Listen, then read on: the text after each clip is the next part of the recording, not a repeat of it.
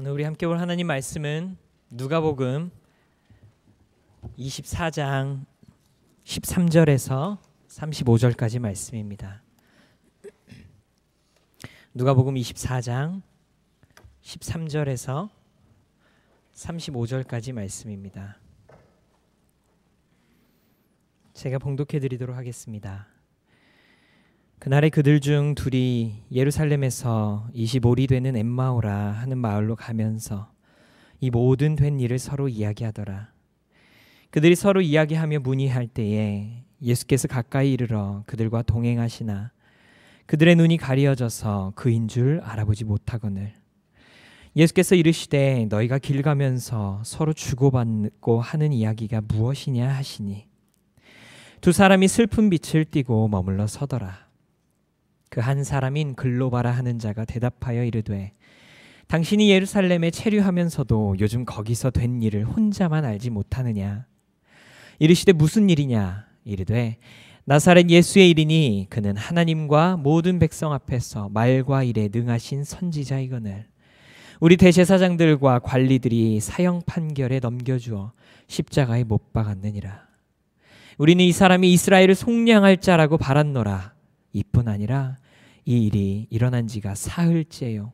또한 우리 중에 어떤 여자들이 우리로 놀라게 하였으니 이는 그들이 새벽에 무덤에 갔다가 그의 시체는 보지 못하고 와서 그가 살아나셨다 하는 천사들의 나타남을 보았다 함이라.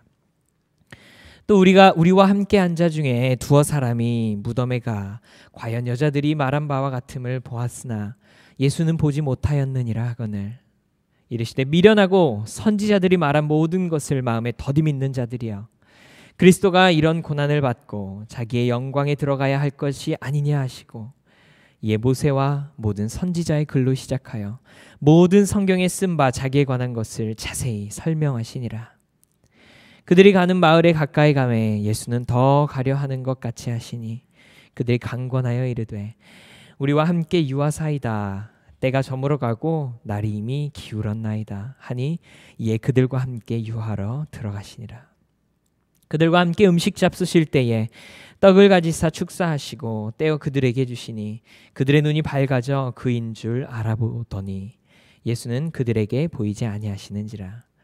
그들이 서로 말하되 길에서 우리에게 말씀하시고 우리에게 성경을 풀어주실 때에 우리 속에 마음이 뜨겁지 아니하더냐 하고 곧 그때로 일어나 예루살렘에 돌아가 보니 11제자 및 그들과 함께한 자들이 모여 있어 말하기를 주께서 과연 살아나시고 시몬에게 보이셨다 하는지라.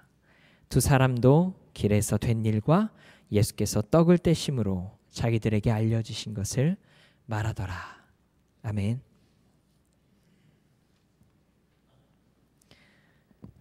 이생진 시인의 시입니다. 제목은 아내와 나 사이. 아내는 76이고 나는 80입니다. 지금은 아침 저녁으로 어깨를 나란히 하고 걸어가지만 속으로 다투기도 많이 다툰 사이입니다. 요즘은 망각을 경쟁하듯 합니다. 나는 창문 열러 갔다가 창문 앞에 우두커니 서 있고 아내는 냉장고 문을 열고서 우두커니 서 있습니다. 누구 기억이 일찍 돌아오나 기다리는 것입니다. 그러나 기억은 서서히 우리 둘을 떠나고 마지막에는 내가 그의 남편인 줄 모르고 그가 내 아내인 줄 모르는 날도 올지 모릅니다. 서로 몰랐던 사이가 서로 알아가며 살다가 다시 모르는 사이로 돌아가는 세월. 그것을 무엇라 하겠습니까? 여든의 연세에 다다르며 우리가 마냥 내 것으로 여길 수 없는 것들이 하나 둘씩 늘어감을 망각의 현상을 비유삼아 설명하고 있는 시입니다. 꼭 그 나이가 되지 않더라도 냉장고 문 열고 내가 여기 왜 왔지? 한 번씩 생각해 보신 분들이라면 쉽게 공감할 수 있는 내용의 웃음이 나오다가도 내게는 영원할 것 같았던 시간들이 내 것이 아님을 깨닫게 되고, 나에게 소중한 사람들도 이 땅에서는 언젠가 작별 인사를 해야 하며, 심지어 그들과 함께 했던 값진 추억들까지도 내 기억에서 희미해질 수 있다라는 사실은 우리 마음을 슬프게 합니다. 이생진 시인은 우리 인간들의 유한한 삶을 초연하고 덤덤하게 시로 표현해 주었지만, 많은 경우에 우리가 마주하는 인생의 유한함, 곧 죽음, 그것에 대한 반응은 조금 격렬하고 때로는 다소 거칠기도 합니다. 어떤 분들은 주일 아침부터 죽음 생각해 본 적도 없는데 왜 이런 말씀 하시느냐고 하실지도 모르겠습니다.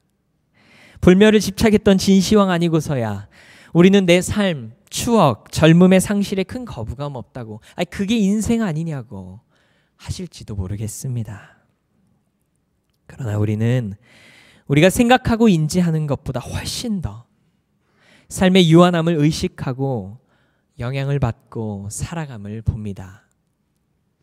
사회심리학자인 셸던 솔로몬이 쓴 슬픈 불멸주의자라는 책에 의하면, 자신을 특정한 시간과 장소에 존재한다고 인식하는 생명체는 우리 인간밖에 없다고 합니다. 인간은 자신이 존재한다는 사실을 인식하기 때문에 언젠가는 내가 이 장소에, 언젠가는 내가 이 공간과 이 시간에 존재하지 않을 수도 있다라는 생각, 그것 역시 느끼는 것이죠. 그래서 이 셸던 솔로몬은 30여년에 걸친 수백 건의 실험을 통해 인간이 왜 자기 이름을 남기고 싶어하고 삶의 의미에 집착하며 참 많은 아름다운 삶의 요소들을 희생하면서까지 명예와 명품, 명가와 명차에 갈망하는지의 실마리를 바로 이 죽음에 대한 두려움에서 찾았다고 합니다. 이와 같은 소멸에 대한 불안감이 연약한 우리 인간으로 하여금 나는 소중하다, 나는 가치 있다 의 느낌을 확인하는 일에 끊임없이 집착하도록 만듭니다. 왜 우리가 어느 공동체에 가든 그곳에 소중한 사람이 되고 싶고, 우리가 무슨 일을 하든 그 일이 의미가 있을 때에 우리의 인생이, 우리의 존재가 확인되는 것 같고, 우리의 이름이 어느샌가 가치가 생길 때에, 그리고 우리가 흘리는 땀이 헛수고가 아님을 보게 될 때에, 그때 우리는 소멸에 대한 두려움으로부터, 늘 가지고 있는 그 무언가에 우리의 연약함에 대한 불안감으로부터 잠시 벗어나는 것만 같은 생각 들기도 합니다. 그래서 인류의 문명을 돌아보면 놀라운 예술작품, 문학, 그리고 과학의 업적들이 우리의 이 죽음이라는 문제를 저마다의 방식으로 해결해보고자 발전해왔음을 봅니다. 그럼에도 불구하고 여전히 우리는 이 죽음의 문제로부터 자유롭지 못할 뿐만 아니라 해결하지도 못합니다. 때로는 이와 같은 문제들이 사회적 현상이 되어 우울과 좌절이라는 감정들이 많은 우리들을 사로잡기도 합니다. 저는 이러한 인간의 연약함을 털썩의 순간이라고 이름하고 싶습니다. 우리가 어찌할 수 없는 상황들에 의해 우리의 연약함들 때문에 가던 길을 멈추고 털썩 주저앉게 되는 때가 있습니다. 오늘 우리가 함께 읽은 본문에도 털썩의 순간을 보내고 있는 두 사람이 나옵니다. 여러분들 너무 잘 알고 계시는 엠마오로 향하는 두 제자가 바로 그 주인공들입니다. 이들은 예수님을 따르던 12제자 중에 들어가지는 않았지만 오늘 본문을 통해서 보니 예수님을 열심히 따랐던 사람들이었습니다. 이들이 그런데 왜 털썩의 자리에 가 있나요? 오늘 본문 21절에 볼 수 있듯이 이스라엘을 속량하실 자로 여기고 그들이 따르고 기대했던 예수님께서 죽으신 일 때문입니다. 이미 서론에서 우리 털썩의 순간의 근원에는 죽음에 대한 두려움이 연관된다고 말씀드렸습니다. 결국 오늘 본문의 두 사람도 근본적인 죽음의 문제 때문에 슬픔의 걸음을 내딛고 있는 것입니다. 예수님의 죽으심으로 그들의 기대가 죽어버린 것입니다. 로마의 압제로 인한 고달픈 현실이 끝날 것이라는 잠시 가졌던 희망이 죽어버린 것입니다. 예수를 따르며 나도 모르게 내 안에 솟아나오고 있었던 열정도 죽은 것입니다. 무언가 옳은 일을 하는 것만 같다는 삶의 의미마저 사라져 버렸습니다. 그리고 더 나아가 예루살렘에 남아 예수님과 함께 그곳에 입성하며 하나님의 나라를 우리가 꿈꾸었던 그들의 믿음마저 송두리째 죽어버렸습니다. 그들은 그렇게 예루살렘을 떠나고 있었습니다. 총체적 난국입니다. 털썩의 순간이 꼭 그렇습니다. 삶의 한 부분이 꺾이거나 넘어지면 잘하고 있던 부분들도 우후죽순 넘어집니다.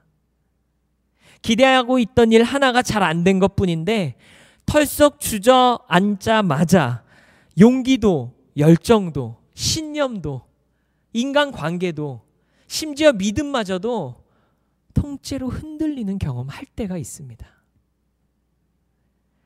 그리고 이때 가장 큰 문제는 거기에 더해 우리의 시각이 부정적으로 삐뚤어져 아무것도 균형 있게 보지 못하는 데 있습니다.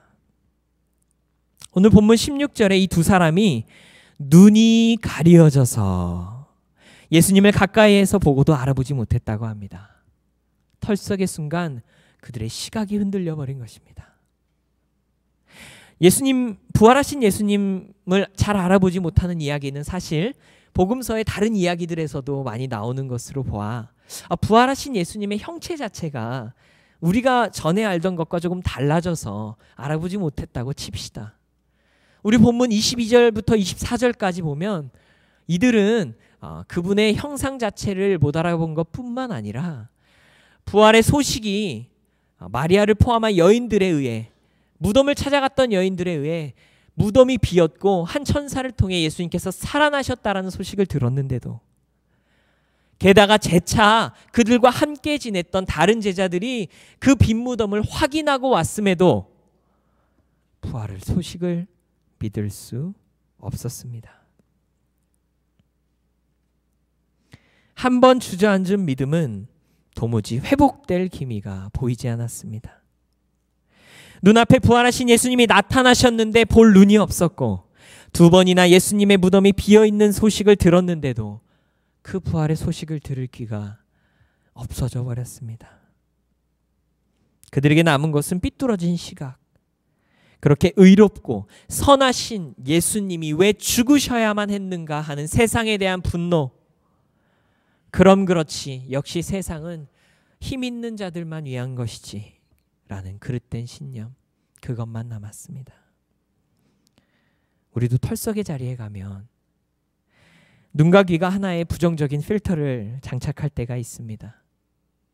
물론 사회의 부조리들을 비판하는 시각과 함께 아파하는 마음은 우리에게 매우 중요하고 필요한 일입니다.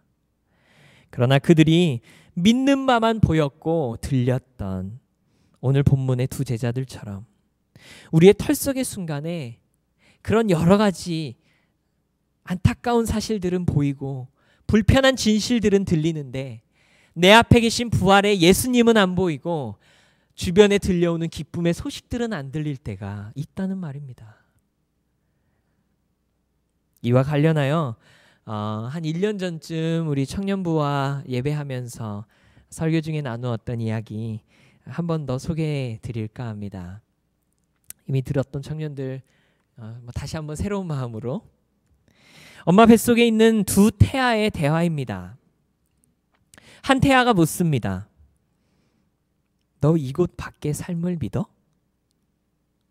다른 태아가 대답합니다. 그럼 우리가 이곳에 나가면 무언가가 있지 않을까? 말도 안 돼. 첫 번째 태아가 대답합니다. 출산 이후의 삶은 없어. 이곳을 나가면 우리가 어떻게 살겠어? 두 번째 태아가 대답합니다.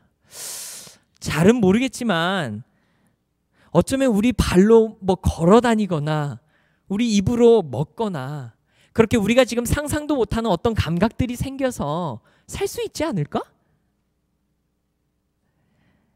말도 안 돼. 첫 번째가 다시 말합니다. 사람은 걸을 수 없어. 그리고 입으로 먹는다고? 우리 탯줄이 이렇게 필요한 모든 것을 가만히 있어도 공급해 주는데 왜 입으로 먹어? 그리고 탯줄이 너무 짧아서 이곳을 나가 출산하면 탯줄이 잘려 우리는 다 죽어. 출산하고 나서의 인간의 삶은 논리적으로 불가능이야. 둘째가 대답합니다. 글쎄, 그런데 무언가 있는 것만 같은 느낌이야. 여기와는 다른 방식의 삶이. 그리고 혹시 알아?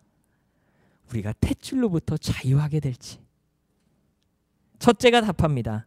얘가 세상을 몰라도 너무 몰라. 만약에 출산 후에도 우리가 살아있다면 왜 지금까지 한 명도 살아서 돌아온 사람이 없을까? 논리적으로 대답해봐. 왜 살아있으면 아무도 다시 돌아오지 않았어?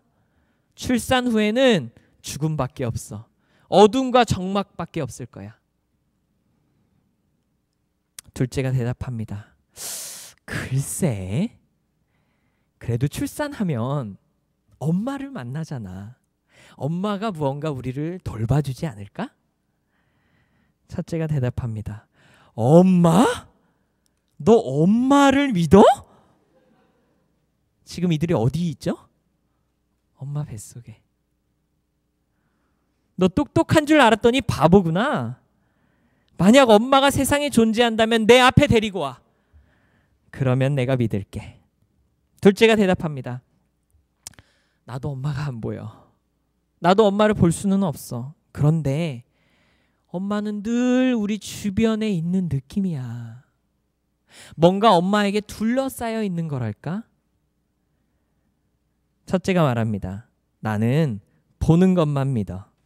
그래서 엄마는 존재하지 않다고 결론을 내리는 것이 논리적이야. 둘째가 대답합니다.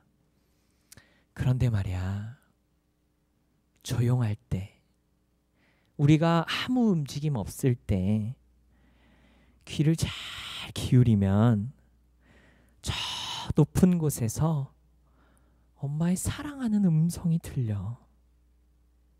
지금 나는 어두운 곳에 있지만, 지금 나는 하나도 안 보이지만 나는 그게 분명히 느껴져. 나는 그게 분명히 보여.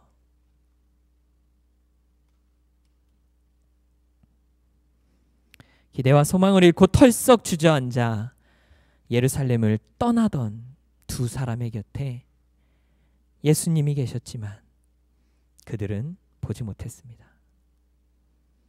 죽음을 이기신 부활의 소식이 여기저기 들려왔음에도 불구하고 그들의 귀는 듣지 못했습니다.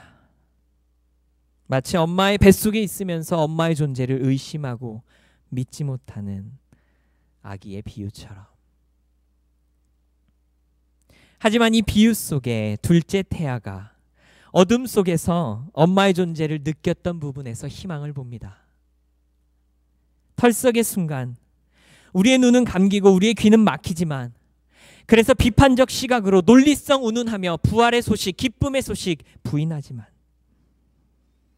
어느 순간 번쩍하고 새로운 세계가 열릴 때가 있습니다. 털썩의 순간 총체적 어려움에 휩싸이고 어두운 감정에 짓눌려 이대로 끝인가 할 때에 번쩍하고 새로운 시작을 보게 될 때가 있습니다. 이것은 단순한 지식의 증가나 정서적 성장의 수준을 의미하지 않습니다. 세계관의 변화입니다. 내가 보고 믿는 것 너머의 세상이 보여지고 믿어지고 느껴지고 들려지는 기적입니다. 현실은 여전히 털썩 주저앉아야만 할 것 같은데 내 눈에 보이고 귀에 들리는 것은 그동안 전혀 보지 않았던 새로운 희망의 씨앗, 기쁨의 소식들인 것입니다. 이것이 바로 부활의 기적입니다. 오늘 우리 부활절 셋째 주일을 보내고 있습니다. 아니, 부활절 2주나 지났는데 왜 또 부활입니까? 하실지도 모르겠습니다만 사실 부활절은 한 주일로 끝나는 절기가 아닙니다. 여러분들, 우리가 예수님의 고난을 같이 묵상하는 사순절이 40일인데 우리가 부활을 기억하고 기념하고 묵상하고 셀러브레이트하는 기간은 그보다 10일이 더 많은 50일입니다. 그래서 우리가 부활절임을 알 수 있는 증거들이 바로 이 설교 단상에 있는 하얀 스카프나 우리 아름다우신 찬양대원들이 입고 계신 하얀색이 미모를 더 받쳐주기 때문에가 아니라, 날이 좋아서가 아니라, 계절에 맞아서가 아니라 부활의 의미를 상징하는 흰색을 입고 그 부활을 기념하고 기억하는 것입니다. 이렇게 긴 시간 부활의 이야기를 하고 또 매주일 우리가 부활의 예수님을 찬양하는 이유는 우리의 삶의 털썩의 순간이 찾아올 때 번쩍하고 눈을 떠 부활의 주님, 영광의 주님을 기억하기 위함입니다. 오늘 본문에 있는 두 사람은 그렇게 번쩍하고 눈을 떴습니다. 그리고 그 부활의 예수님을 만난 순간 그들의 털썩의 이유, 두려움, 불안, 좌절, 우울, 이 모든 것들을 무너뜨리시고 살아나신 예수님을 발견한 순간 그들에게 새로운 세상이 열렸습니다. 그들은 전의 사람과 전혀 다른 새로운 사람이 되었습니다. 오늘 본문 31절에 그들의 눈이 밝아져 예수님을 알아보고 나서 그들에게 일어난 두 가지 중요한 변화가 있습니다. 32절과 33절에 나오는데요. 먼저 첫 번째 중요한 변화는 32절 후반부에 나오는 마음의 뜨거워짐입니다. 여기에서 뜨겁다는 의미로 번역된 헬라어는 불타오르다라는 의미입니다. 그냥 예수님을 보고 잔잔한 내 마음에 떨림이 일어났거나 핑크빛 사랑이 시작된 것으로 이해하면 안 됩니다. 내 마음이 다 불타버린 것을 의미합니다. 온전한 회개를 말하고 있습니다. 털썩의 순간 주저앉아 좌절하고 불평했던 것이 떠올라, 슬퍼했던 것이 떠오르고 예수님 원망했던 것이 떠올라 가슴에 참회의 불이 뜨겁게 타는 것을 말합니다. 비판적 시각으로 삐뚤게만 보던 눈에 나를 위해 죽으셨고 나를 위해 살아나신 예수님이 선명히 보이는 순간, 하나님, 내가 잘못했습니다. 참회에 뜨거운 불 같은 눈물이 뚝뚝 떨어짐을 의미합니다. 온전한 회개입니다. 내 잘못된 기대와 꿈만을 좇아 삶의 의미와 명예를 갈망하던 마음에 진리의 말씀이 불처럼 들어오니 이전 것은 모두 다 재로 변해버리고 진리의 불만 가슴에 남아 활활 타는 뜨거운 가슴을 의미합니다. 부활을 기념하는 여러분들 마음 가운데 이러한 불이 활활 타오르기를 바랍니다. 그리고 두 번째로 일어나는 변화가 바로 그 다음 33절에 나옵니다. 곧 그때로 일어나 예루살렘에 돌아가. 그들이 지금 어디로 가고 있었습니까? 예루살렘을 떠나 엠마오로 가고 있었습니다. 죽음의 고통으로부터 벗어나고자, 실망과 좌절의 공허함을 외면하고자, 그나마 이제라도 내 삶의 의미, 내 이름의 가치 다시 한번 찾아보고자 예루살렘 떠나고 있었습니다. 그런데 부활의 주님을 만난 그들이 진정으로 가야 할 방향을 찾은 것입니다. 그게 무엇인가요? 예수님의 부활을 증거하는 삶. 거기에서 조금 더 나아가 구체적으로 개인의 차원의 삶에서 공동체적 삶으로 눈을 뜬 일입니다. 엠마오로 갔던 것, 나의 개인적 두려움과 불안함을 해소하고자, 나도 예수님처럼 죽을 수 있겠다 무서워서 나 혼자 살아보고자 도망간 것입니다. 예루살렘으로 지금 왜 다시 갑니까? 그러나 그 복음의 부활의 소식을 예수님을 몸으로 한 공동체들이 다 들어야 하기 때문에 그 공동체로 그들의 발걸음을 돌렸던 것입니다. 복음은 단순히 나 개인의 종말을 해결해주는 밀실의 계약이 아닙니다. 복음은 사회를 향한 약속이고 온 인류를 향한 축복입니다. 그런 차원에서 오늘 번쩍 눈을 뜬 두 사람의 발걸음은 다시 공동체로 향했던 것 우리가 발견하게 됩니다.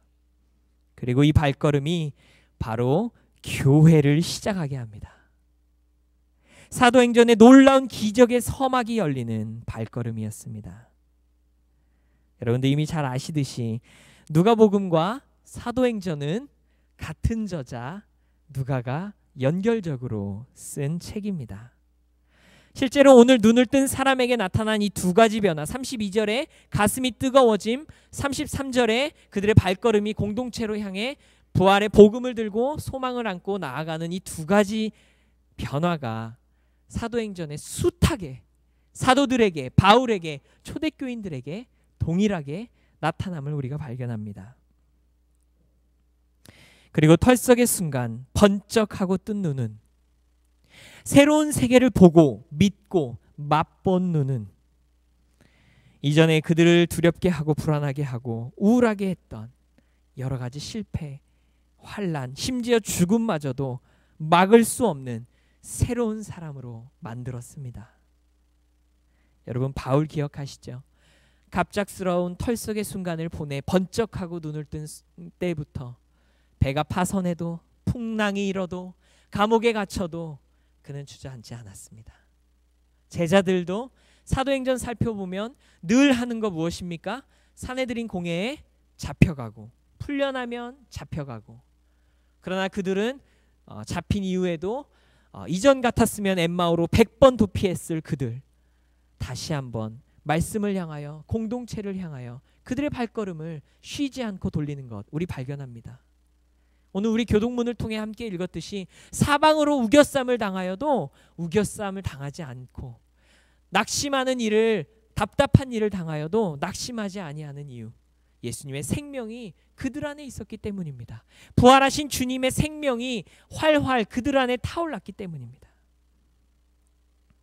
그리고 심지어 죽음을 앞두고 있었던 스데반은 번쩍하고 뜬 눈으로 하늘의 영광을 바라보고 하나님 우편에 앉아 계신 예수님의 영광을 확인하며 그들의 뜬 눈이 무엇을 바라보는지를 가르쳐 줍니다. 이 몸에 소망 없지만 번쩍 뜬 눈에 들어온 하늘나라의 기쁨과 소망이 너무 선명하였던 것입니다. 이 삶엔 슬픔이 가득하지만 번쩍 뜬 눈에는 지금 우리를 통해 이 땅에 이루어지는 가슴 벅찬 천국이 보였던 것입니다. 지금 여러분들의 눈에는 무엇이 보이십니까? 말씀을 마칩니다. 많은 사람들에게 사랑을 받는 찬양, 그리고 저도 찬양을 워낙 좋아해서 저도 아주 사랑하는 찬양, 내 영혼이 은총 입어가 이렇게 시작합니다. 노래를 부를 뻔했습니다. 내 영혼이 은총 입어 중한 죄짐 벗고 보니 슬픔 많은 이 세상도 천국으로 화하도다. 슬픔 많은 이 세상이 천국이 되는 비결은 바로 번쩍 뜬 눈에 있지 않을까 생각해 봅니다. 내 곁에 계신 부활의 예수님이 보이면, 내 주변에 들려오는 기쁨의 소식이 들리면 우리의 가슴이 뜨거워지고 우리의 발걸음이 소망이 가득 차면 우리가 할렐루야 찬양하세 고백하게 될 것입니다. 시간을 거스를 수 없는 우리의 유리 같은 연약한 우리의 몸에 털썩의 순간은 이 말씀이 끝나고도 여전히 어쩔 수 없이 찾아올지 모릅니다. 연약한 우리의 삶의 도전은 쉬이 끝나지 않습니다. 어쩌면 이러한 도전들이 우리에게 임할 때 사탄은 우리가 털썩 주저앉기를, 그래서 쓰러져 버리기를 기다릴지도 모릅니다. 세상의 수많은 사람들이, 심지어 기독교인들도 이와 같은 시리에 빠져 우울과 좌절과 어려움을 경험합니다. 예수님을 알지만 엠마오로 가던 이들처럼 죽으신 예수님을 알았던 것입니다. 살아계실 적에 기적도 행하셨고 선하신 분이시기도 했지만 불의한 세상에 의해 희생당하신 예수님, 누가복음 23장까지의 예수님만 믿은 것입니다. 그러나 예수님은 꺾이지 않으셨습니다. 주저앉지 않으셨습니다. 죽음을 무너뜨리고 어두움을 이기셨습니다. 우리 주님과 함께 일어납시다. 사탄이 주시하는 털썩의 순간, 그가 기대하는 바와는 다르게 주저앉겠지? 이번에 또 왕펀치 맞았으니 털썩 넘어지겠지 싶은 그 순간에 번쩍하고 눈을 뜹시다. 부활하신 예수님을 바라봅시다. 하나님의 하늘의 영광을 확인합시다. 그리고 그렇게 눈을 뜨셨다면 뜨겁게 타오르는 가슴과 희망에 찬 발걸음으로 우리 주변의 공동체로 향합시다. 가정의 소망을 전하고 구역에, 교회에, 일터에, 선교지에, 그리고 나아가 세상에 그 빛을 전합시다. 기도하겠습니다. 부활의 주님, 지금도 이 땅은 아픔의 소리가 가득합니다. 우리의 몸은 여전히 연약한 유리와 같습니다. 우리는 다 이해할 수 없는 일들이 우리를 슬픔과 탄식으로 이끌 때가 있습니다. 털썩 주저앉게 만듭니다. 그러나 주님은 우리를 위해 부활하셨죠. 오늘도 우리 곁에 오셔서 빵을 떼어주시지요. 말씀을 풀어주셔서 또 우리의 눈을 번쩍 열리게 해주실 것이지요. 가슴이 다시 뜨겁게 타오르게 하옵소서. 두려움에 도망하던 발걸음이 소망의 힘찬 발걸음 되게 하옵소서. 우리가 잠시 지는 것 같지만, 잠시 꺾인 것 같지만 진짜 생명의 싹은 이제 나고 있고, 진짜 여행은 이제 시작이며 진짜 승리는 아직 맛도 제대로 보지 않았음을 알게 하소서. 부활의 주님이 이루실 하나님의 나라를 소망하는, 그리고 그것을 전하는 증인들로 살게 하소서. 예수님의 이름으로 기도합니다.